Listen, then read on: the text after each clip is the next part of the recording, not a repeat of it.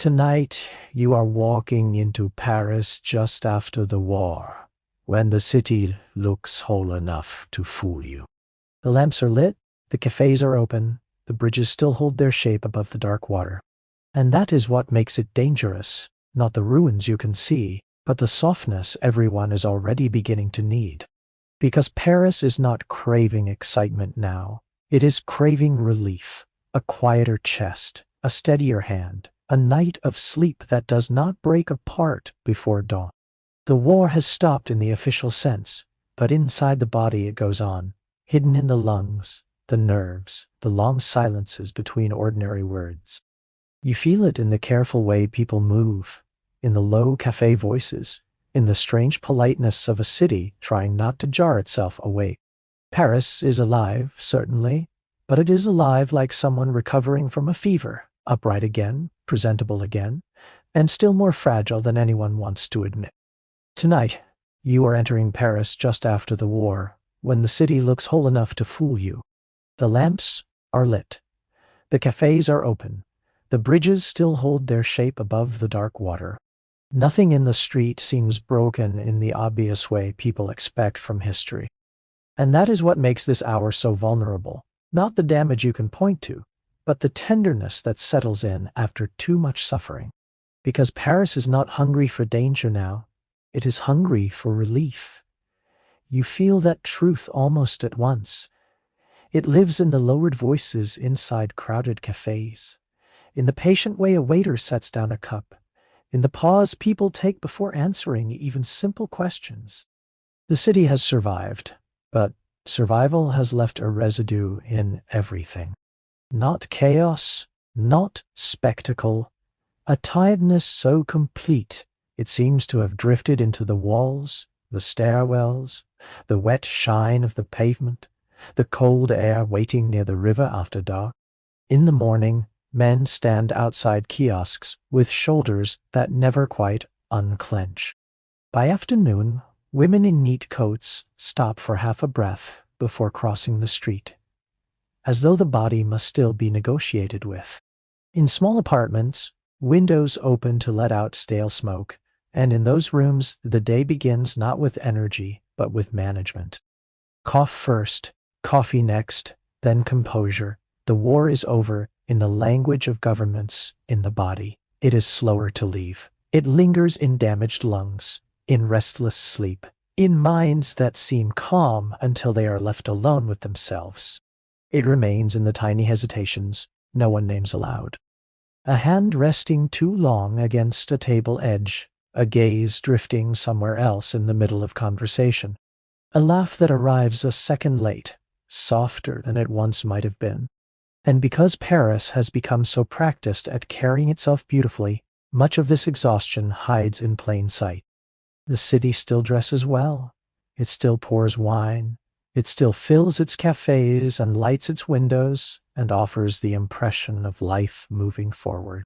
But beneath that surface is a population no longer asking to be thrilled, only soothed, only quieted, only given something gentle enough to take the strain down without demanding much in return. That is the part worth noticing. The true weakness here is not recklessness. It is the longing for softness after years of pressure.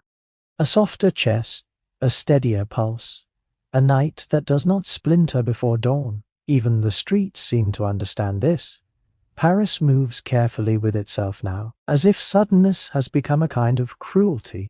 So evening gathers slowly, like pools in café windows.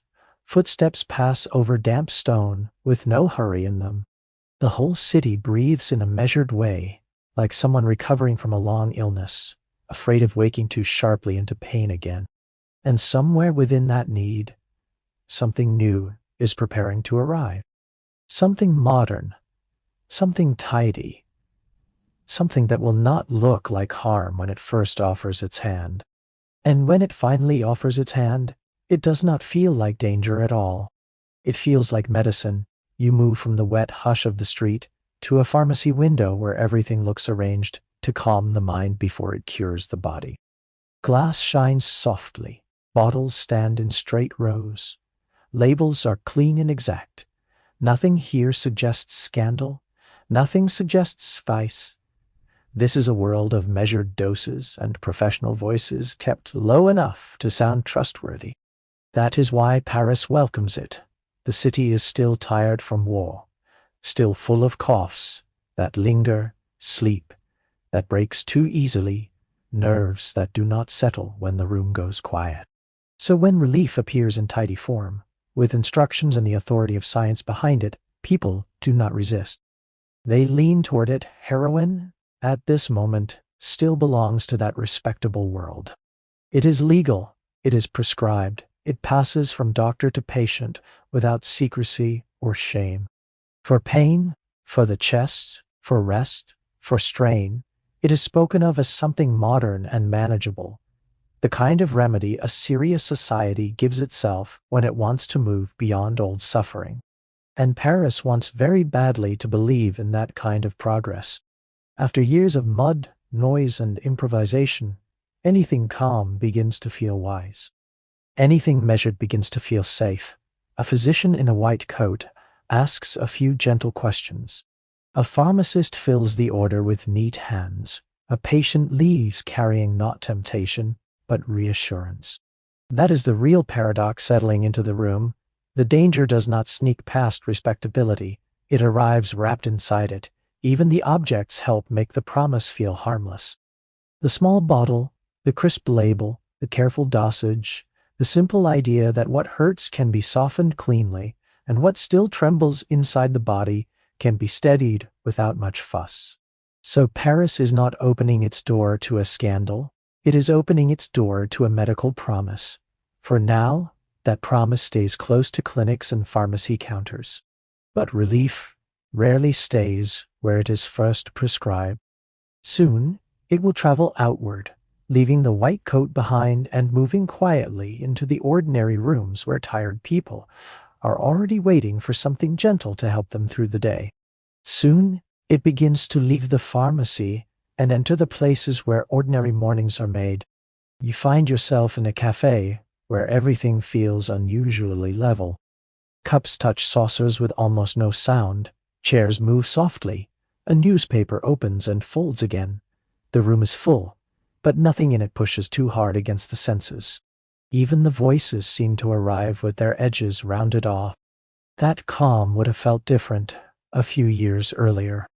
Paris once knew older forms of escape, louder ones, brighter ones, drinks like absinthe that announced themselves the moment they touched the table. They carried color, ritual, a little theater.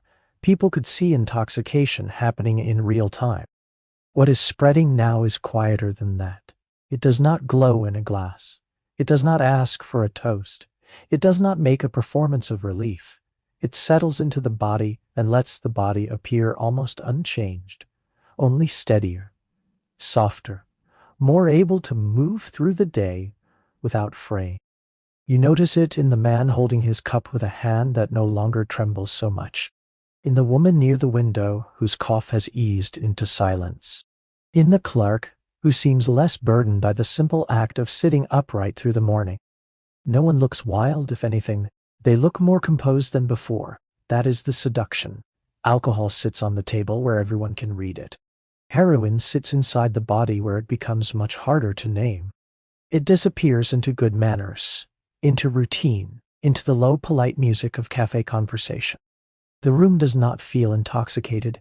It feels managed. Around you, small gestures keep the morning smooth. A spoon turns once. A coat is folded over the back of a chair. The waiter moves through the room as though suddenness would be rude. Paris is learning to love this kind of evenness, this sense that the day can begin without strain. And once a substance begins to live inside routine, something important becomes easy to miss. No one remembers the exact day a help became a habit. The change is too soft for that.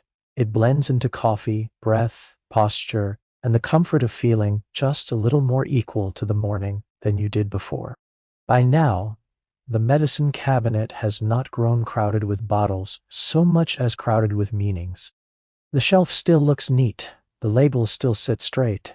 Everything appears under control. and yet each small bottle now seems to hold more than medicine.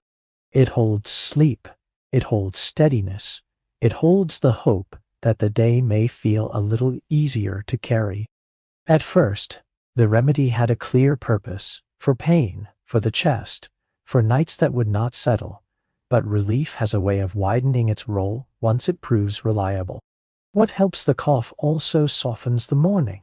What eases the body also calms the nerves. What quiets the night begins, little by little, to support the hours around it.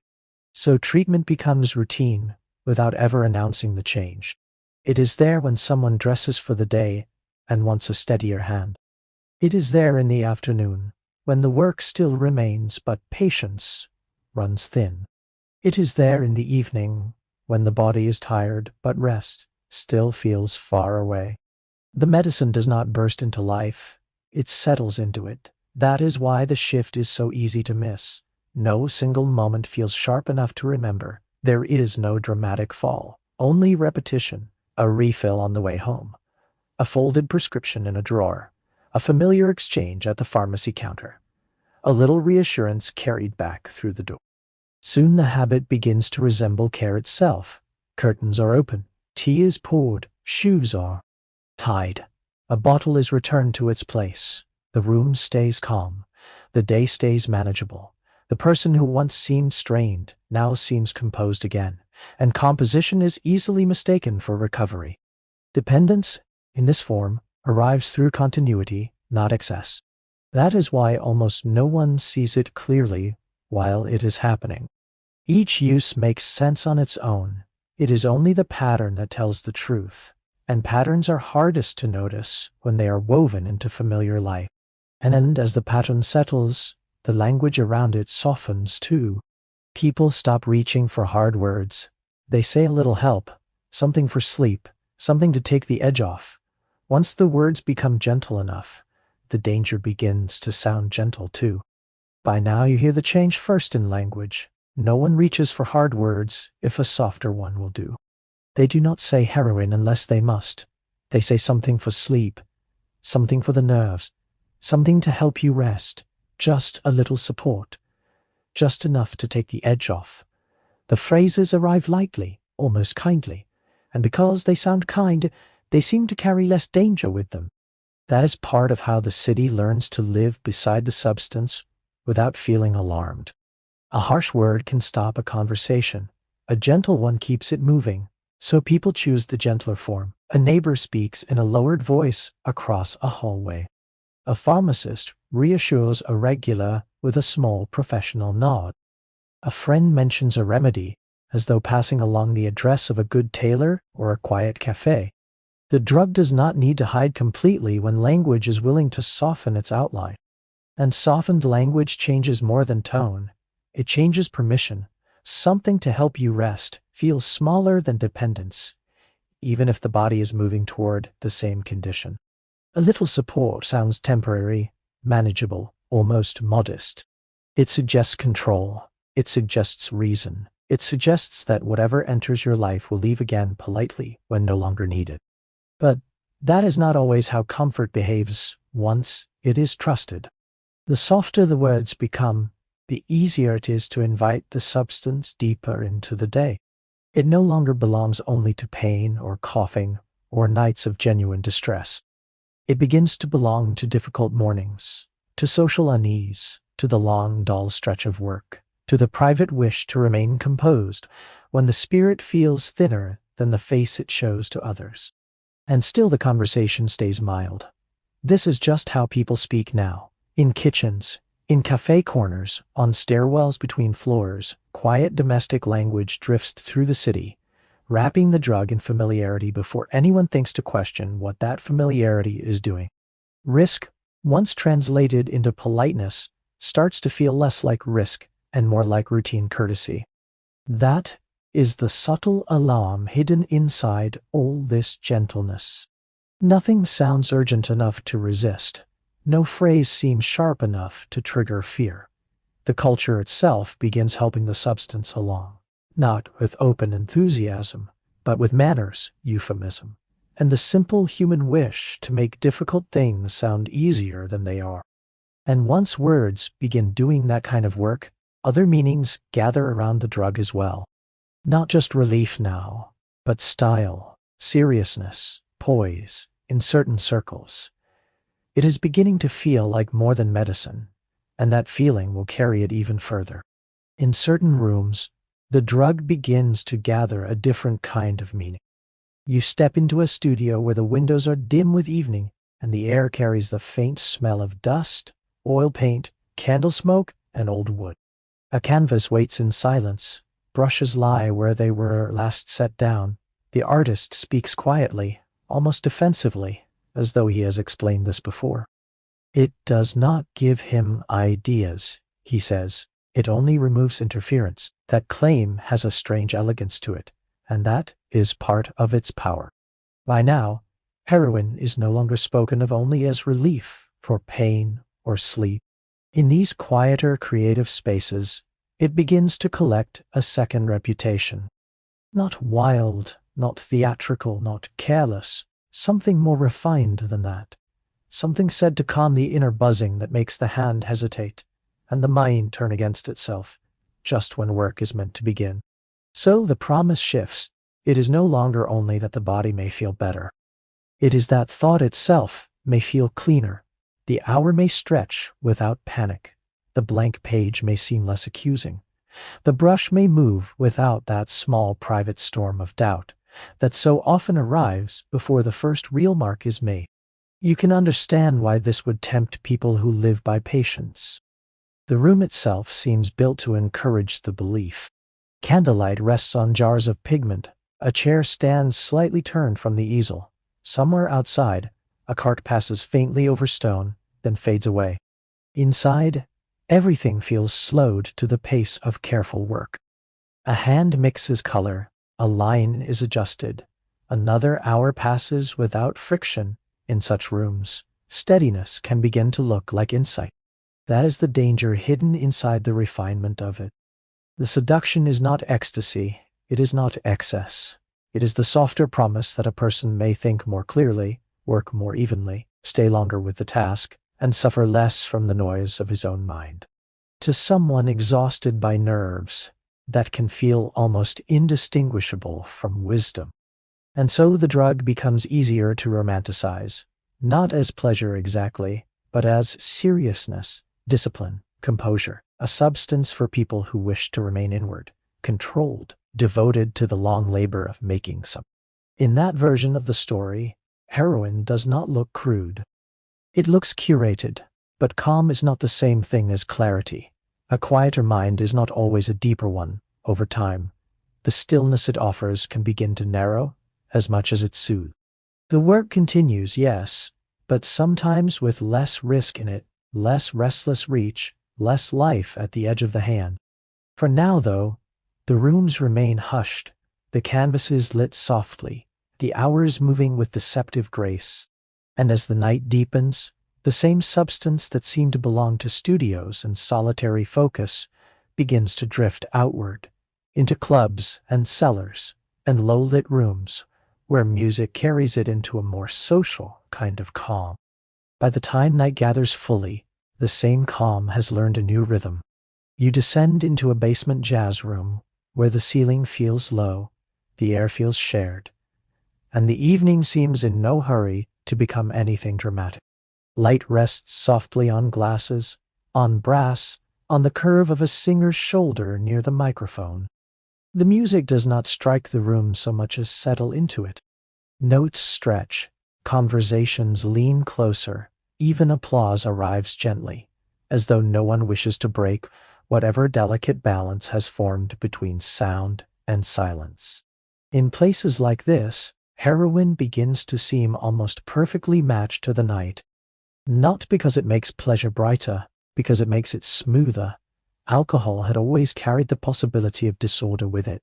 A raised voice, a sudden laugh, a glass tipped too hard against the table. But heroin moves differently through a room. It does not push the night outward.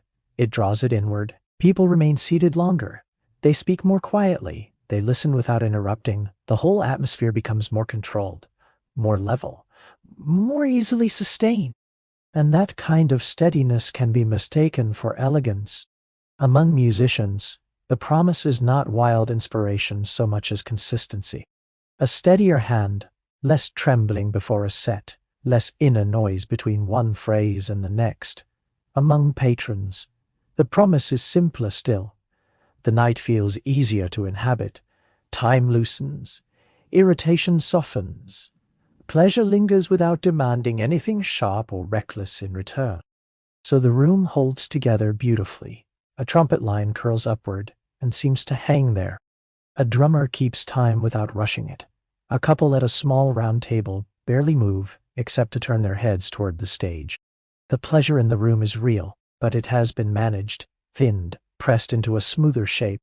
The highs no longer leap, the lows no longer drag. Everything settles toward the middle, that is the reveal hidden inside the velvet of the scene. The night becomes more polished, but less electric. More reliable, but less alive at the edges. Control begins replacing volatility. And because volatility can be exhausting, many people welcome the exchange without asking what else is leaving with it.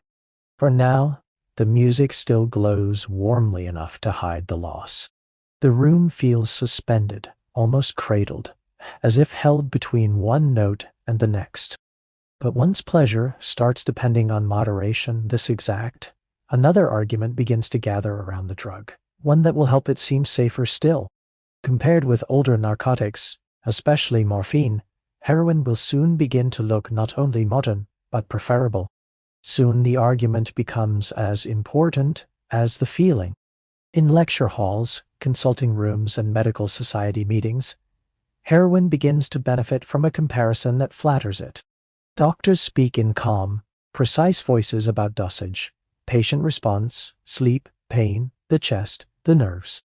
Papers are presented, cases are discussed, charts are considered with that particular confidence medicine likes to wear when it believes it is moving forward rather than merely guessing more elegantly than before. And always, just behind the discussion, stands morphine. Morphine belongs to an older image of suffering. It carries the weight of hospital wards, of battlefield pain, of bodies treated in urgency rather than in calm. It feels heavy, familiar, already burdened with suspicion. Heroin, by contrast, enters the room with a newer posture. It seems cleaner, more refined, more modern in both chemistry and appearance. It promises not only light, relief, but improvement. That difference in mood matters more than anyone quite admits. Once a substance begins to feel like the future, people forgive it many uncertainties. A physician may say that patients complain less. Another may note that the effect appears smoother, more manageable, less crude than older narcotics. A third may simply prefer the orderliness of it, the way it seems to fit a world of measured progress rather than emergency rescue. So the comparison keeps working in heroin's favor, not because heroin has proved itself harmless in any final way, but because morphine has already taught people what danger is supposed to look like. It is supposed to look old, severe, visibly burdened by history. Heroin does not resemble that image closely enough. It appears lighter in the hand, gentler in theory, more civilized in conversation. And once that impression settles, it becomes difficult to dislodge. This is the quiet reveal at the center of the debate. Heroin does not need to look safe. It only needs to look safer than something older. Around tables and podiums, the discussion remains measured, almost soothing in its reasonableness. Doctors disagree politely. One speaks of cleaner results, another of uncertain long-term effects. Someone mentions tolerance in passing, but the room does not harden around the word. The language stays technical, restrained, careful enough to keep alarm at a distance. Even doubt arrives in a well-tailored coat, and because the tone remains civilized, the public hears confidence more easily than caution. Paris, still eager to trust expertise, listens to the shape of the argument rather than its missing pieces. If heroin is not perfect, it still seems preferable. If it is not harmless, it still feels improved. Improvement is often enough, but a comparison can only hold for so long before small private frictions begin to show through. Behind the polished language, behind the lectures and case notes, some physicians are starting to notice things they do not yet know how to name.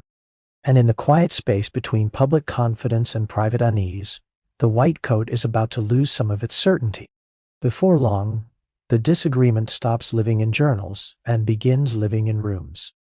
You can see it in a clinic where two doctors stand over the same patient and arrive at two different kinds of certainty. One looks at the notes and sees relief, better sleep, less coughing, a steadier mood. The other looks at the same page and notices something else. Higher doses, shorter intervals, a strain in the body whenever the prescription runs thin. Between them sits the patient, tired, polite, and no wiser for having consulted experts. That is how the white coat begins to change. It no longer means one clear voice. It means opinion by now. Some physicians have started noticing that the remedy behaves less simply than it once seemed to. Patients who were once stable ask for renewals sooner. Small doses lose their softness.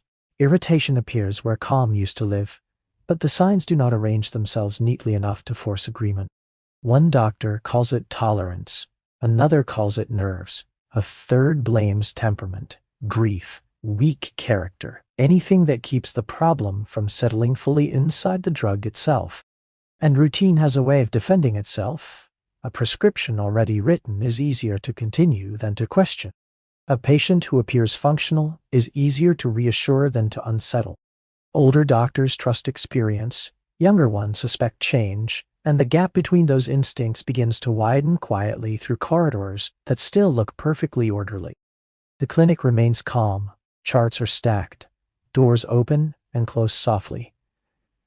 Shoes pass over polished floors with little sound. Even uncertainty learns to behave itself here. It lowers its voice, it writes careful notes in the margin, it waits until after the patient has gone to show its face. That is what makes this stage so fragile. The problem is no longer ignorance alone. It is divided authority. The same institution that welcomed the drug now speaks about it in two tones at once. One confident, one uneasy, and the public is not built to hear both clearly. Patients continue trusting the system because the system still appears composed. But composition is no guarantee of truth. Sometimes it is only a sign that disagreement has not yet found a public form.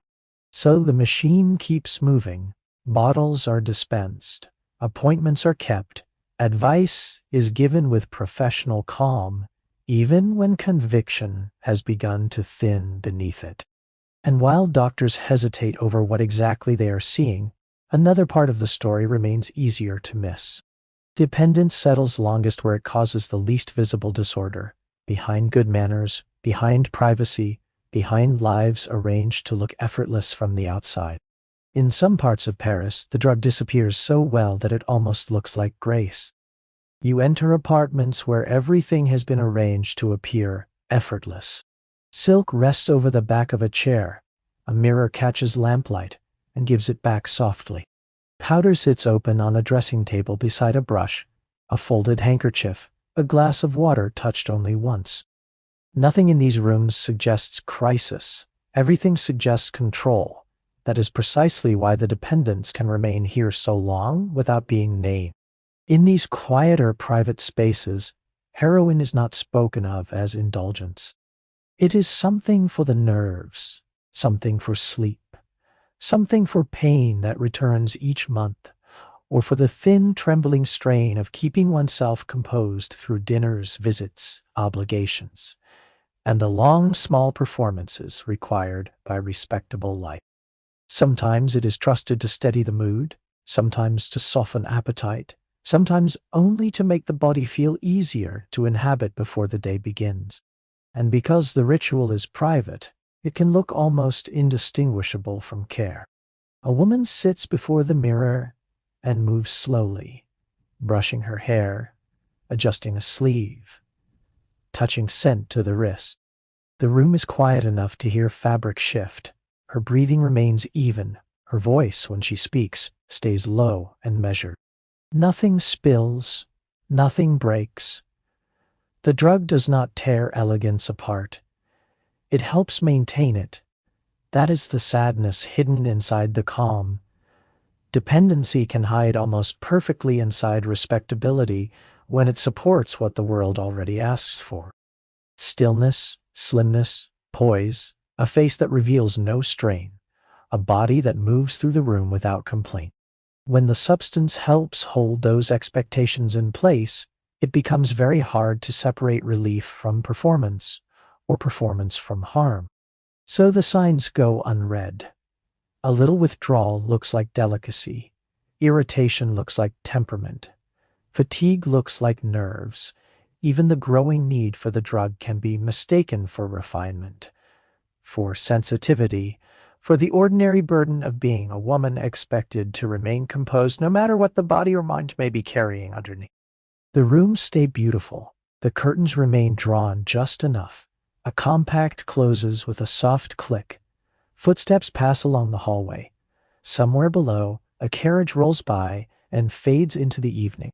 Life continues without spectacle, and that is what allows the dependence to deepen. It does not arrive through collapse. It arrives through ritual, through privacy, through the repeated wish to stay polished at any cost. But Paris is not hiding the drug only behind silken mirrors. Elsewhere, in workshops and factories, and on streets that begin before dawn, the same substance is serving a harsher need. There, it is asked not to preserve composure, but to keep the body going. Beyond the apartments and dressing rooms, the same drug finds a harder welcome. Morning begins early here, before the light has fully settled over the rooftops, in workshops that smell of iron and dust, on construction sites where stone and timber wait to be lifted, near docks where the body is already bargaining with the day before the day has properly begun. In these parts of Paris, pain is not an interruption. It is part of a schedule. You can see it in the way men roll their shoulders before work, in the stiffness of hands closing around tools, in the careful first steps taken by bodies that never fully recovered from war, injury, cold, repetition, or simple overuse. The ache is already there when morning opens. The fatigue is already there too. Rest, for many, is not something the body receives in full. It is something the body is asked to do without, and that is where heroin takes on a different meaning. Here, it offers no glamour, no artistic mystique, no refined aura of poise or private elegance. It offers something harsher and more persuasive than that. It offers continuation, a quieter back, a softer knee, a chest that hurts less in the cold, a day that can still be worked through even when the body has begun to resist it. In this world, relief is practical. A worker does not need the drug to feel inspired. He needs to keep going, to lift, carry, stand, bend, return tomorrow, and do it again. What might look like dependence from a distance often feels, up close, like adaptation. The body is failing slowly. The wage cannot, so the drug steps in where rest should have been, where recovery should have been, where care should have been. The movements around you stay repetitive, steady, almost quiet in their endurance. A hammer rises and falls. A cartwheel turns over uneven ground. Someone pauses only long enough to breathe more deeply, then returns to the task. The whole day seems held together by habit, by rhythm, by the simple fact that stopping is more dangerous than carrying on. That is the sorrow at the center of it. In working life, heroin does not promise pleasure. It promises the ability to continue under conditions that should probably not be continued at all. It dulls pain just enough to make labor possible, and because labor remains possible, the deeper cost can be postponed. Not erased, only postponed. So the city keeps moving. Stone is cut. Loads are lifted. Streets are repaired. Goods arrive where they are meant to arrive, across class lines. The same substance is now performing different kinds of mercy, elegance in one room, endurance in another, but always the same quiet work of smoothing what would otherwise become unbearable. And when a drug begins calming a city from top to bottom, institutions may notice the calm long before they understand what is creating it.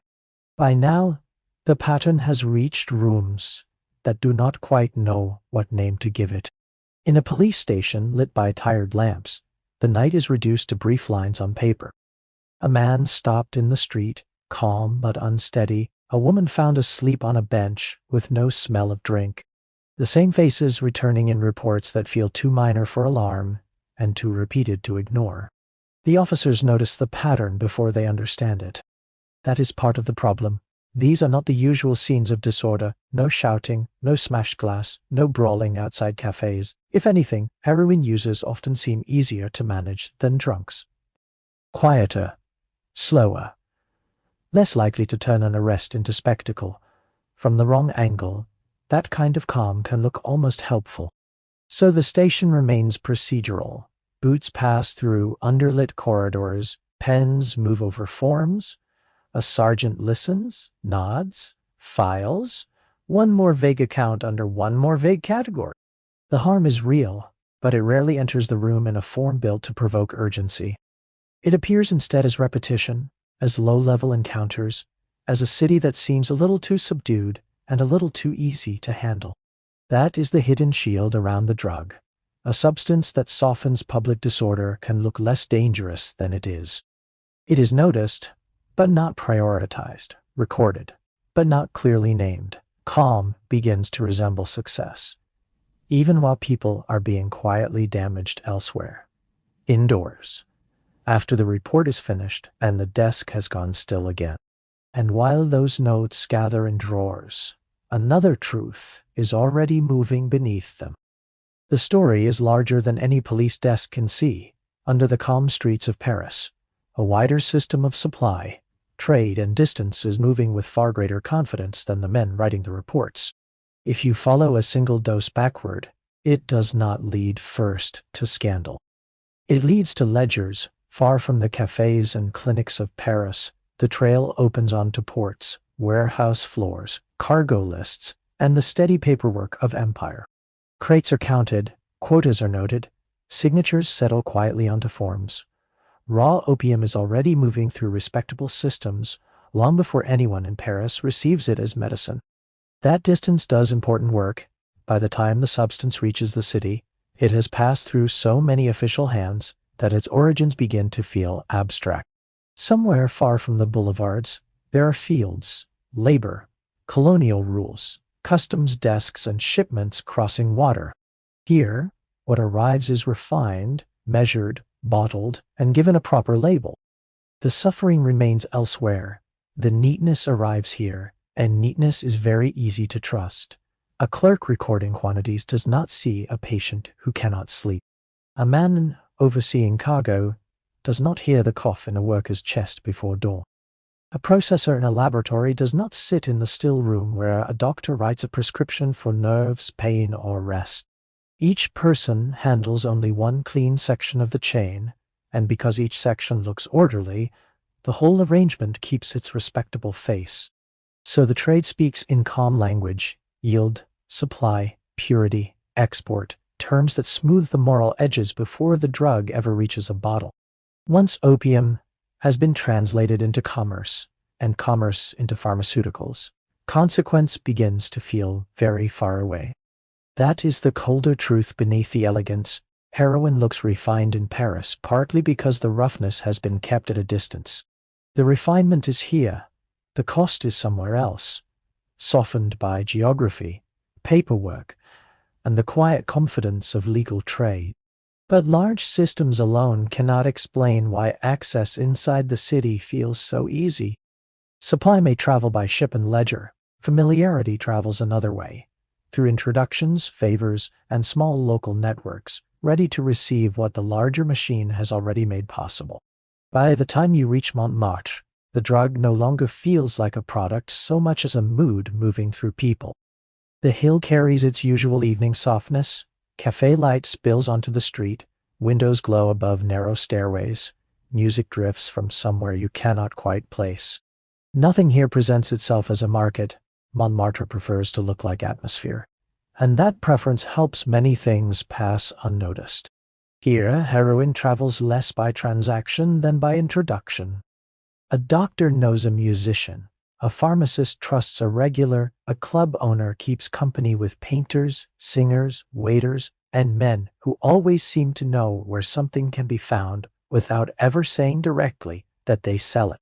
The drug moves through these circles the way invitations do, lightly, conversationally, with a tone that suggests familiarity rather than risk. That is what makes the neighborhood so important. No single exchange looks dramatic enough to name as corruption. A favor is offered. A question is answered.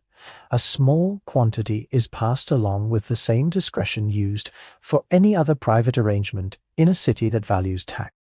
One person extends credit, another makes an introduction, someone else smooths the path between need and supply so quietly that the act barely seems to exist once it has happened. And yet, the network holds. Doctors, pharmacists, middlemen, artists, club owners, regular patrons, all of them touching the same current from different angles, each one able to tell himself that his own role is limited, harmless, almost incidental. That is the elegance of social circulation. Responsibility dissolves as access becomes easier around you. The neighborhood remains dim and conversational. A cigarette glows near a doorway. Glassware catches the low light. Laughter rises, then settles again. The drug does not need alleyways or raids to keep moving. It has something far more durable than spectacle. It has trust, not deep trust, perhaps, but the ordinary urban kind, enough to make one person say, "Speak to him," or "Ask there," or "Come back tomorrow." That is the quiet reveal beneath Montmartre's charm. No single exchange looks criminal, but together they form a network strong enough to carry the drug wherever the city already likes to gather. And once a substance begins moving through a neighborhood this gracefully, another protection starts forming around it. People begin attaching stories to it, names, rumors, famous faces half seen through smoke and suggestion. Before long, the drug will not travel only through favors, but through mythology as well. Not long after that, the drug begins to gather another kind of protection, one made not of bottles or favors, but of rumor. You hear it in low voices after midnight, in cafés where names are never spoken too firmly. A poet, perhaps, a painter people pretend not to stare at, a musician said to play more deeply after long nights, no one can quite account for. No one offers proof. Proof would make the story ordinary. Rumor keeps it luminous, and luminous things are hard to question. Once heroin drifts close enough to talent, it begins to borrow some of talent's aura. It is no longer only a remedy, or even only a habit. It becomes, in certain tellings, a sign of seriousness, of hidden depth, of the private cost of making something beautiful. The drug is not praised directly. That would be too crude. It is simply allowed to hover near genius until the association does its work. Soon people speak as if suffering and refinement naturally belong together. If a gifted man grows distant, it is called sensitivity. If a brilliant woman seems fragile, the fragility itself becomes part of her charm. Heroin slips inside those stories very easily. It does not need to be defended. It only needs to be implied. That is the danger in the cultural halo surrounding it. Once the drug attaches itself to talent, criticism begins to sound vulgar. Concern sounds flat-footed, too practical, too literal, as though anyone who objects simply does not understand what art costs, or how delicate certain minds are, or why some people must live closer to the edge than ordinary society can bear to watch clearly. So the talk remains indirect, half believed even by the people repeating it. Someone heard that a certain poet cannot sleep without help. Someone else insists a famous painter works longer in that softened state. The uncertainty is part of the seduction. It lets the drug remain atmospheric, never fully pinned down, never forced into the blunt light where judgment might finally harden. But rumors can only float above the city for so long before they begin settling into real rooms. Behind the haze of admiration, behind the flattering ambiguity, there are private interiors where the cost is no longer theoretical, where the body is no longer a symbol, and where the story grows heavier than anyone in the cafe would like to say aloud. Behind the rumors and the softened talk, the story eventually reaches rooms where nothing feels glamorous anymore. You enter apartments where the curtains stay half-drawn long after morning, where the air is too still, where a glass of water remains on a bedside table untouched since the night before. Breathing has grown shallow here. Voices have grown careful. A doctor arrives, then lowers his eyes. A relative stands in the doorway with both hands clasped, as though stillness itself might somehow hold the room together a little longer. When death comes, it rarely announces itself in a way the city can easily read. It appears as collapse, as weakness, as a heart that gave way, as lungs that simply did not recover, as a body already worn by strain, by illness, by interrupted sleep, by too many years of asking chemistry to do the work of rest. Sometimes it follows a dose. Sometimes it follows the absence of one. Sometimes it arrives after days of visible decline that everyone has been trying, politely, not to name. That is why the grief remains so private. A funeral passes quietly through a narrow street. Black coats, lowered voices, a few flowers. Someone says the deceased had been delicate for some time. Someone else says the nerves were never right after the war.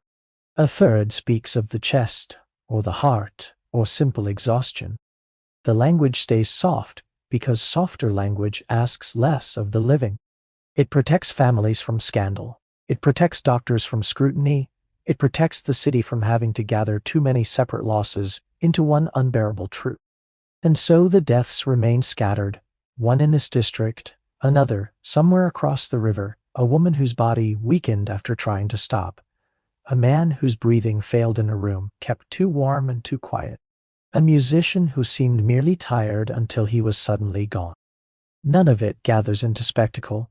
There are no bodies in the street, no single catastrophe large enough to force a public reckoning. Heroin does something more elusive than that. It harms people one room at a time. That is its deeper power, not only that it injures, but that it injures without creating immediate collective recognition. Each loss looks solitary. Each household mourns, as though its sorrow belongs only to itself. Paperwork is completed. Causes are written in weak official language: respiratory failure, sudden collapse, general decline. The forms are tidy. The truth remains blurred. Inside homes, the grief stays low and domestic. A drawer is closed. Clothing is folded away. Medicine bottles are removed from a shelf with more care than anger. Tea is poured for visitors who do not know what to say. Even mourning seems to move quietly in Paris, as though the city has learned that silence is easier to manage than explanation. But silence can only hold for so long. By now, too many small tragedies have begun drifting upward at once. Too many whispers, too many rumors, too many lives ending behind closed doors, while the official words grow thinner and less convincing. The city is finally preparing to speak more loudly about heroin. Only when it does, it will not speak with understanding. It will speak with headlines, accusation, and moral heat, and the noise will arrive long after the damage has already learned how to live in silence. By the time the city begins speaking loudly, the damage is already older than the language used to describe it. Headlines sharpen, committees gather, lawmakers speak in careful tones about public order, national health, foreign examples, and the need for action. Reports move between offices. International pressure grows in the background, steady and bureaucratic. Paris finally looks at heroin and admits, at least in public, that something must be done. But recognition does not arrive as clarity. It arrives as friction. The newspapers make the drug sound dramatic at last. Dangerous youth, corrupting influences, moral decline. The words are hotter than the understanding behind them. They flatten years of quiet dependence into a fresher, louder scandal, as though the problem has only just appeared because the city has only just decided to print it in bold type. Then the laws begin to tighten. Restrictions gather piece by piece. Prescriptions become harder to obtain. Pharmacies grow cautious. Records are watched more closely. Import and distribution draw new scrutiny. The respectable channels that once carried the drug with such calm efficiency begin narrowing their doors. On paper, this looks like progress. It looks like a city correcting itself. But dependence has not vanished simply because legality has started to retreat. That is the first sorrow of this stage. The people shaped by the drug do not wake up remade when regulations change.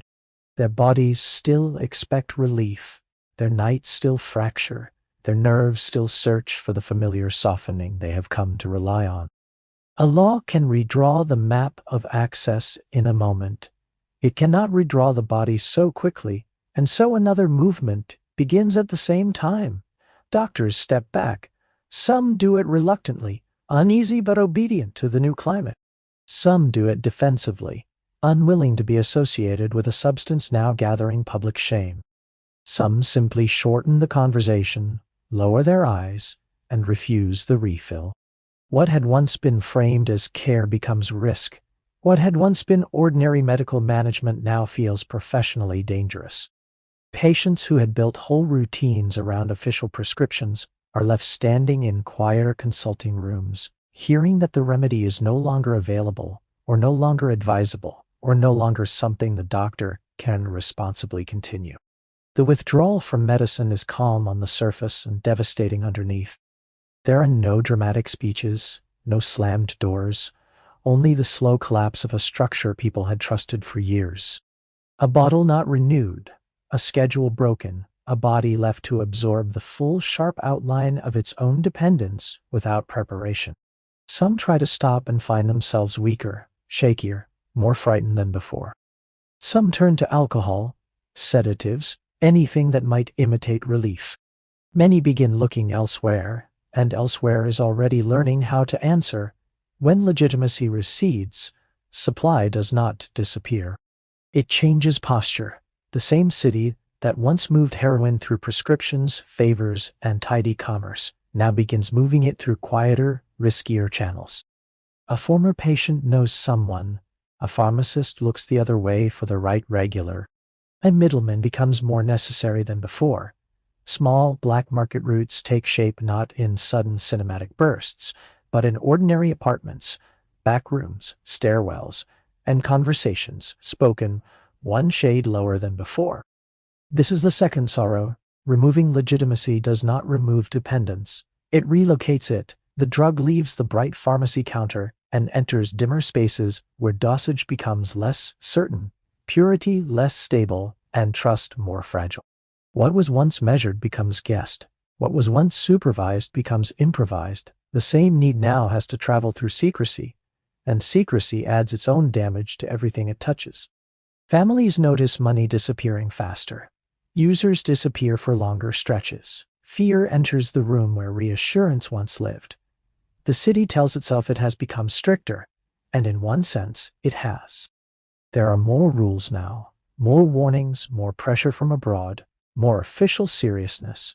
But seriousness is not the same thing as repair.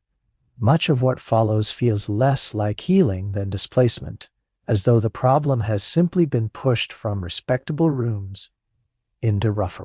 Police see a little more now, but mostly at the edges.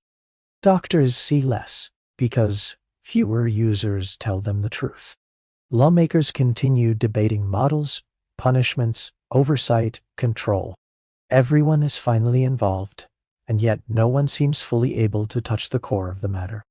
The city has moved from silence into reaction, but reaction alone does not know how to care for people whose bodies have already been reorganized by years of reliance. So the damage continues in slow motion, not with the hush of normalization this time, but with the friction of shame, confusion, and interrupted care. The calm has thinned, the old routine is gone, in its place comes a harder rhythm, one shaped by secrecy, missed doses, unstable supply, and the exhausted effort of trying to go on. And still, even here, Paris searches for something that might look like a remedy. Clinics begin to appear. Hospital wards, experiment, sanatoriums, moral programs, abrupt withdrawal, gradual reduction, rest cures, discipline, routine, repentance, medical supervision that is often too thin, or too uncertain to hold. Treatment exists now, but unevenly, without shared method, without deep understanding, and very often without arriving in time. The city has finally admitted there is a wound. It still does not know how to heal it. By the time Paris enters the 1930s, the noise around heroin has changed more quickly than the memory of it. Rules tighten, prescriptions narrow. The medical confidence that once welcomed the drug has thinned into caution, and the city begins carrying itself with a different kind of restraint.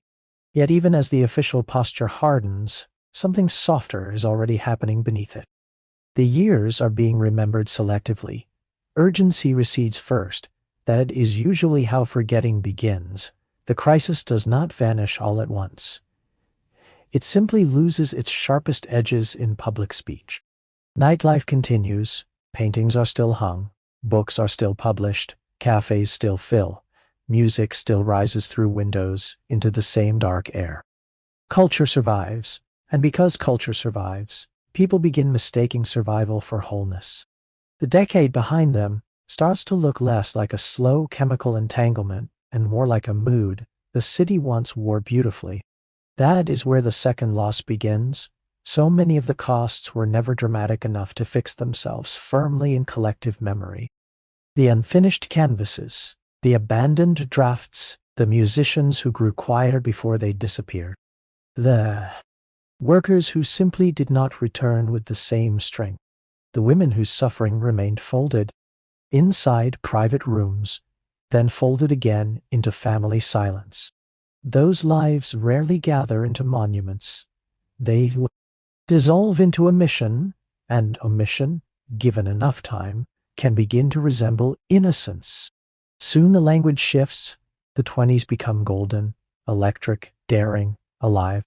Paris remembers the glow more easily than the damage that moved beneath it. Heroin, when it appears at all in later retellings, drifts to the edges of the frame. A whisper in a memoir, a shadow in a film, a suggestive detail attached to genius, rebellion, beauty, or ruin, but rarely to ordinary dependence, ordinary grief, ordinary bodies growing weaker behind closed doors. The city does not only survive the heroin years, it edits them. That is the quieter reveal waiting at the end of everything. Paris keeps the atmosphere and lets too much of the cost fall away. It preserves the music, the smoke, the lamps, the restless glamour of Montmartre, the elegant fatigue of the interwar night. But the people most thoroughly shaped by the drug often leave behind less that can be displayed. Their absences do not decorate history, they simply thin it, and so memory softens what reality once refused to soften. By night, the city feels calmer now, though not untouched. The streets still glisten after rain, windows still gather lamplight, footsteps still pass over stone and fade into distance. Paris carries its scars the way some people do, beneath the clothing, beneath the voice, present without being announced. The heroin years do not disappear. They settle into law, into medical caution, into habits of skepticism that future generations may not even know they inherited. But the lesson remains incomplete. A wounded city once chose relief before reckoning. That choice made sense in the moment. It sounded humane. It sounded modern. It sounded like kindness after too much pain. And history, as it so often does, kept only part of the bill. It remembered the brilliance more easily than the bodies, the style more easily than the dependence, the survival of the city more easily than the smaller, quieter lives that survival required it to forget. So Paris moves on, as cities always do. The cafés reopen. The art changes shape. New decades arrive with new promises and their own soft dangers. And if you listen closely enough beneath the calm, the old lesson is still there, breathing gently in the dark. Not that comfort is false, not that healing is impossible, only that a society can take something soothing into itself long before it understands what else has entered with it. And that is the thought the city leaves with you tonight. Not a moral, exactly, not a neat ending, only this. Paris did not fall because it was reckless. It drifted because it was tired. and because tired people will often choose the soft hand before they ask what it is holding. History remembered the hand. It remembered the glow around it.